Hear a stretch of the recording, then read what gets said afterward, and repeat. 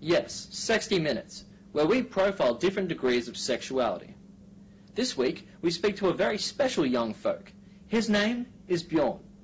And if you wanted to pigeonhole him, he might say to you, "Please don't pigeonhole me," or alternatively, "I'm an asexual." That's right, asexual. No, it doesn't mean he reproduces by splitting his body in half, even though this would be ridiculously awesome, and much more impressive than when a tapeworm does it. No, asexual means he's not sexual. He's not attracted to women's, he's not attracted to men's, and he's not attracted to whatever's left. At least, not in that way. So what does it mean to be asexual?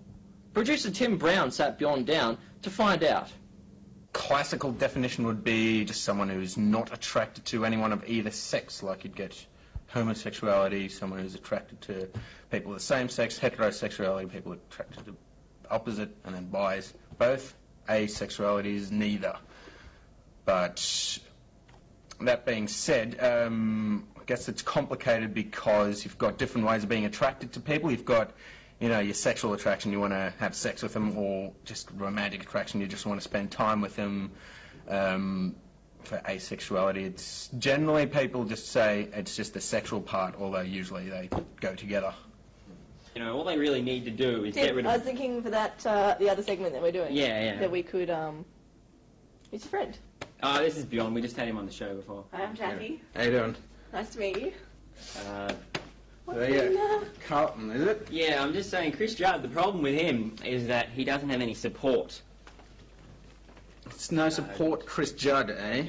Of course, a lot of pressures everywhere. Everyone's going, oh yeah, gotta go out, have sex like you're expected to do. And I just thought I didn't really have the drive, the interest in it, but I kind of felt that I should have, and then I should force myself to. And there's no way to tell someone how to tell, you know, if you just constantly never feel that you need to have sex, or that neither sex really does it for you, then I guess you might want to think about it. The best way to just, I don't know, get on the online forums, discuss it, and work it out for yourself, really.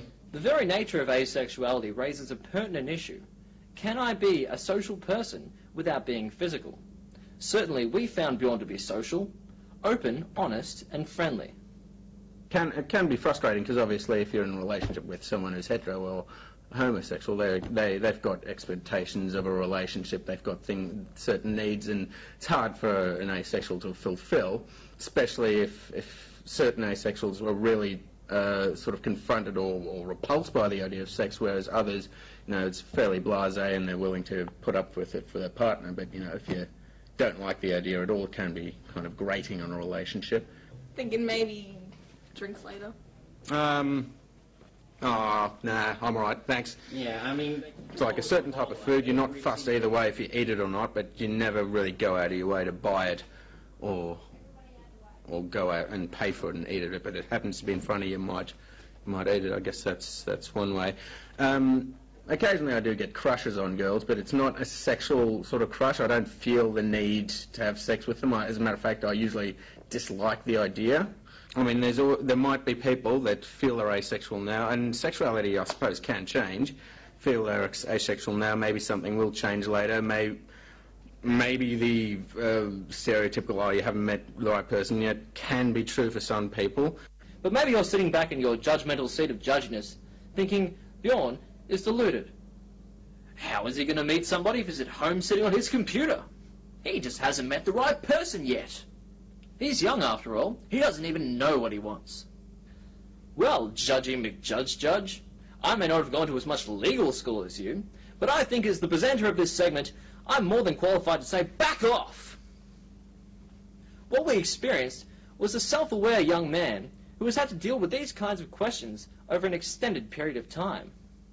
You know, you're afraid of sex, you're afraid of something, or a nastier version of that, you're too ugly to get laid. An extreme analogy that a lot of people use there is, well, I don't need to stick my head into a nest full of bees, for example, to know it's not for me. One of the stupid misconceptions is, oh, so that means that you don't have any private parts, or that you bud off like an amoeba or something. Do you know who I am? No, I am really. Jackie Doran. Okay, how you doing? What's going on? Because this is not how it runs normally. You know, don't lock yourself into anything. Maybe assume the identity while it fits, but don't assume that that has to be the way you are for the rest of your life.